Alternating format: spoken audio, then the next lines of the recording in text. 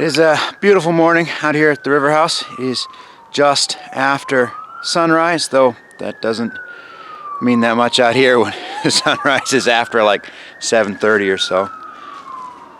Been a whole string of emergency vehicles going by. 2 ambulances, which is a lot for us, and obviously another one is coming there. I'm not sure what happened, but send out some good thoughts for whoever it is.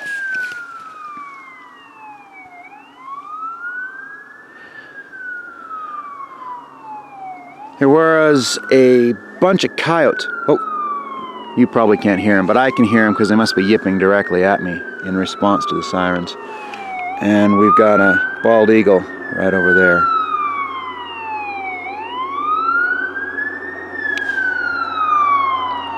Quite a contrast, huh? It's a young one. Hasn't got his plumage yet.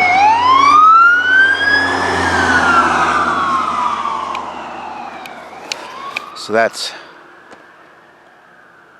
our local rural fire department. This is actually a mile or so past their jurisdiction, but you know, out here you make a call and everybody comes. So yeah, let's hope whatever's going on, they have a better day.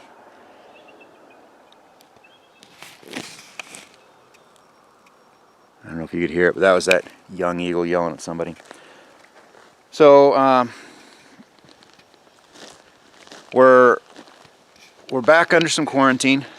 Got a couple of staff members out of school and some kids out waiting on tests or whatnot. We've obviously got the COVID.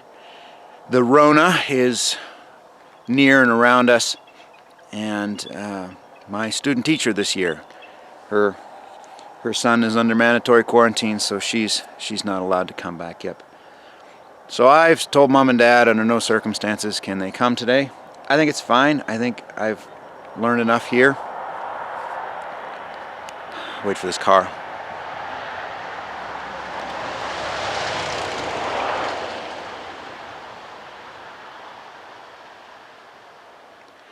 I've learned enough here to move on even without you know, Mom and Dad's help and experience.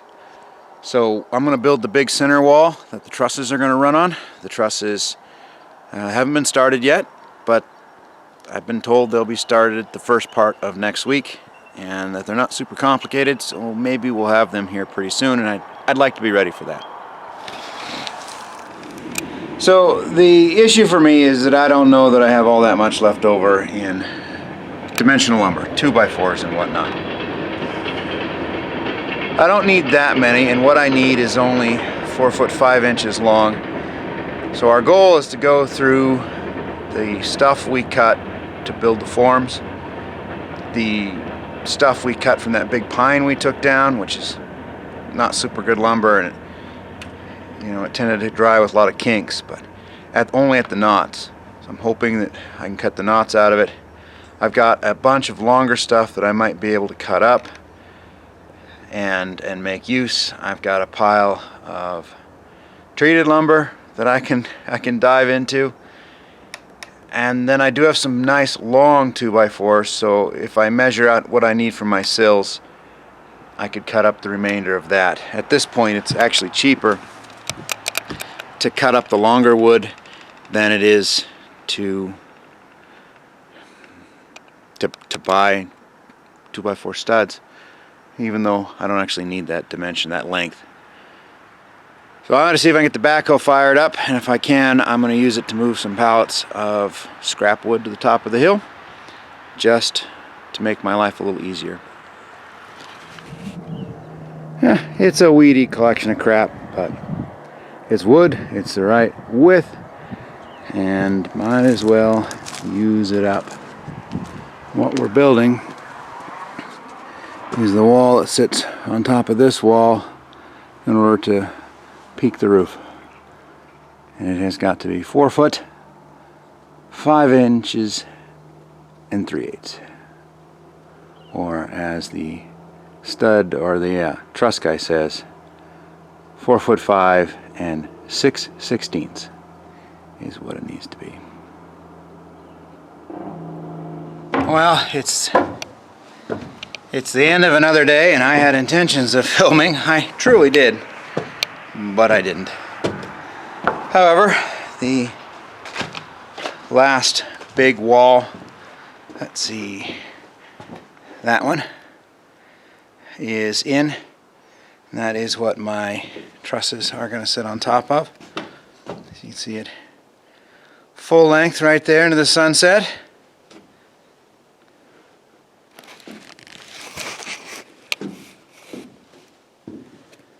And I built it just like the other wall. Every other stud is doubled up, which is the equivalent of a, I don't know, a 2x5 wall. So the equivalent of a modern 2x6, you know, but 2x5 wall by doubling it up, because it's not perfect, right? But in theory it's as if the boards are wider. But it should definitely hold the weight. I used just about every single 2x4 on the place. We also finished doubling up that lower wall, doing the exact same thing. So I think everything there is good. And, let's see if I can film this. We moved all the big rocks down there. I mean, some I just pushed over to the tree, but we moved the big rocks so that tomorrow I can grade that, push the loose stuff in, and backfill along the foundation right here, because we're probably going to have to set up ladders and scaffolding eventually, and we can't do that with a big hole in it. Also, we're not sure why, but the big tree is dying.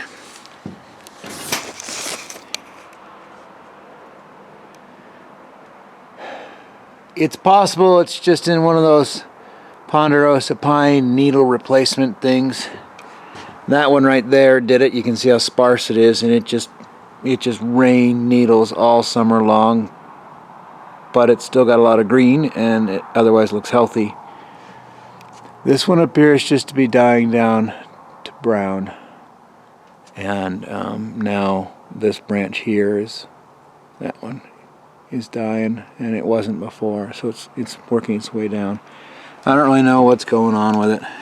You can see that scar in the side of it. When we bought the place, that's how high the rock was. The tree had been backfilled to that level, and we had cleaned it out so that it was no longer buried, and got it down to the root flare. And I kind of thought I mean, it looked healthy then. Kind of thought it'd be fine. There, that tree you can see right through the doorway. That thing is still buried about 10 feet deep, but when we bought it, it was buried almost 20, and I dug out what I could with the excavator leaning over the edge, and it's still healthy. I don't know what happened to this one. The whole house is kind of in this location because of it, so it'd be a shame to lose it.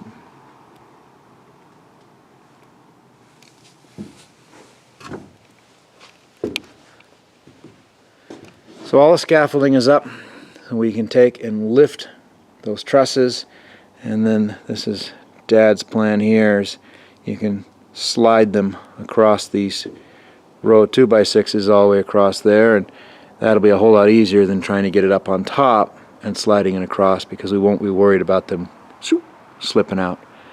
And then when you get them all the way across, you can lift them up. These actually have to go even higher, because this roof is the higher of the two roofs. It was necessary to get the same slope. There were several of you that commented about how you thought my low slope roofs were bad ideas, and you certainly were not the only people. Just about everybody thought they were bad ideas. So that's kind of why our roofs are up so high right now, is we have pushed it up so that we could get a better slope. So it's now a 3 and 12, and I know it's still pretty flat, but you know, 2.5 and 12 was considered the minimum for most various roofing, asphalt or composite shingles, or the you know, the metal, worrying about ice dams. So we went 3. We pushed it up just a little higher, a little faster. And I'm very I'm not locked into a membrane roof anymore, and I mean, I could still do that if I wanted to, but I don't think I want to, nor do I think the budget. We might have gone a little over budget. The budget, I just don't think it's in there. I'm not even sure standing seam metal roof is in there. It's looking like it'll be Delta rib or 3-tab, one of the two. And I'll just have to accept that at some point before I die, I have to do it again. Or rather, Shay will have to do it, right? Well, that said, Dad's still not asked me to do his roof, so I'll probably do it. But that's it. I think I'm gonna go home. I'm gonna finish covering up here. I'm gonna go home tomorrow. We're gonna hit it maybe with this dirt moving stuff. Danny would like to finish the window seats. I don't know why. It's not necessary, but whatever. And there is a closet header that somehow got overlooked. So we're gonna shoehorn a closet header up in there and take care of that. But I think this is it. But I'll see you again tomorrow. There you are. So we're back. Next day. Now, what I want to do, it's a little cold for working on stuff anyways, what I want to do is grade that section that I talked about. Well, I was going to say yesterday, but it probably was like 30 seconds ago, and this is kind of annoying. But I'm going to go grade that. And what I'm going to use is a I-beam for the excavator. Well, excavators are wonderful tools, right? They can do so many things, but leaving a nice, wide, flat, perfectly level, that's the job of a bulldozer. But I wonder if I can fake it. Now, years ago, at the dump, I pulled out that I-beam, and I have been using it in the excavator's teeth as like a comb, so to speak. But you'll notice it's a little twisted. It wasn't a little twisted when I got it. Yeah, I was pretty hard on the thing. So, Dad popped in and checked Pacific Steel and see if they had a big offcut. Turns out they did. And he picked it up for me and brought it down, and we've never actually used it yet, but I think that's on the market for today.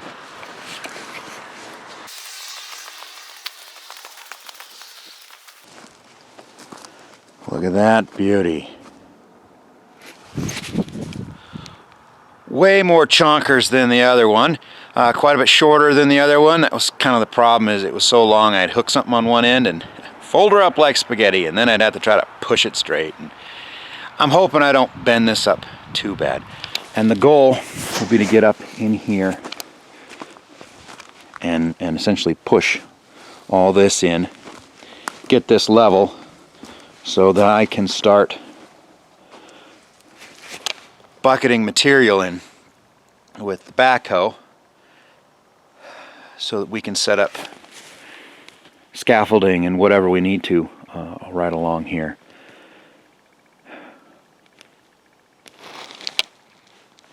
I guess we'll find out if it works, or I'll break it. One of the two.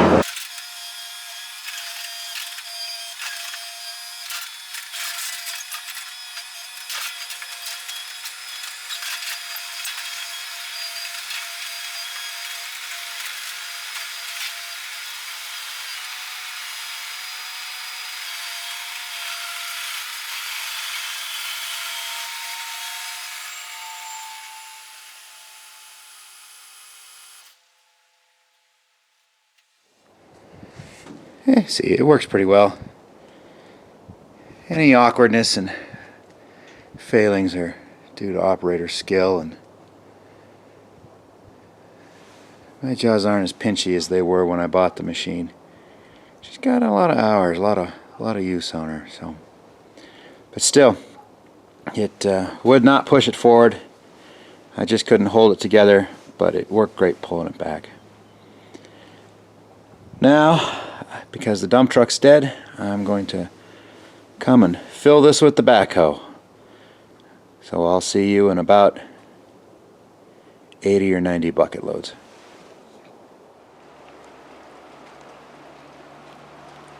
Well, shoot. Guess we're done for the day.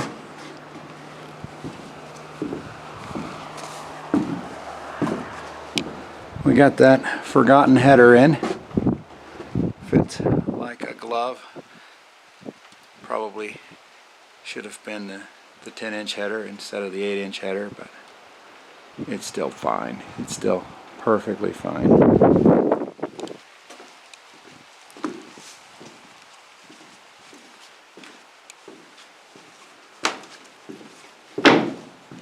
We got plastic up over 4 of the windows.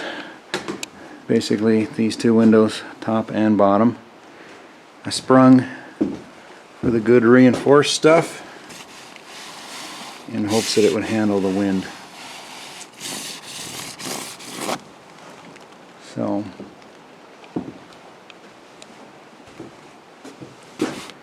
cuts down on your view.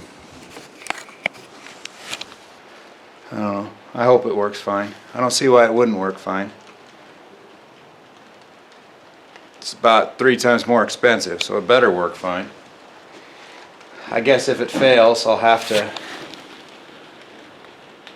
just toenail in a wooden divider in there. Divide it into 4 windows. Then it probably wouldn't blow out. I'm torn because the window money is there. That's still hidden, so I could go ahead and buy the windows right away.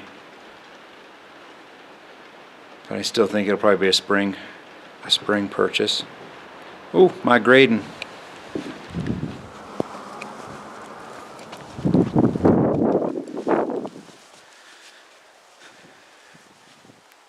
Got the big hole filled in. It's going to take a lot of time to settle and whatnot, but it'll get that done. We are bummed. We are bummed about losing that tree, aren't we, buddy? Yeah. Even the neighbor doesn't think it's going to come back. I think it's dead. But if it's gone, then I will go and I will clean this bank all the way back, and I'll drop this down, and we can put a stone patio walkway out here, and I don't have to worry about uncovering the tree's roots or anything, because there won't be a tree there. Or maybe there will. Maybe we'll replant something else. Maybe the Dawn redwood could go out here, or that Monterey cypress. That'd be a neat one. That's supposed to handle the rocky terrain. I don't know if it can handle the cold, but it can handle the rocky terrain. For his birthday, Shay got a collection of all the redwoods. So we've got Dawn redwood and the swamp cypress, obviously the coastal redwoods, Monterey redwood, Sequoia redwood, and the Dawn redwood. Is that all of them? Is that 6? There's 6 of them. So we're trying to figure out how we can keep them alive. I think if we can keep them alive through this winter and maybe next winter, some of them will be okay, but I think we can keep them alive through this winter and next winter. I know there's a lot of Dawn redwoods around here. His other giant sequoia is still alive and well. So we just gotta, when they're little babies, we gotta protect them. So it might be 2 or 3 years before we can plant it out here, but it sure be pretty out here, huh? Yeah. Also, our tree is infested with the beetle. He's really upset. Yeah? Yeah, when we inspect the bark. See, when we bought the place, the tree was buried up to here. So we uncovered it all the way down to its root flare. But something is boring in right there. I just picked a big chunk off. Here is that, and there's another big chunk I picked off. So that's a mixture of sap and bark sawdust. He found another one. Yeah, don't put those in your pocket though, okay? Your mom will kill you. So the bugs are in it. I think the writing is definitely on the wall. Yeah, another one right down there.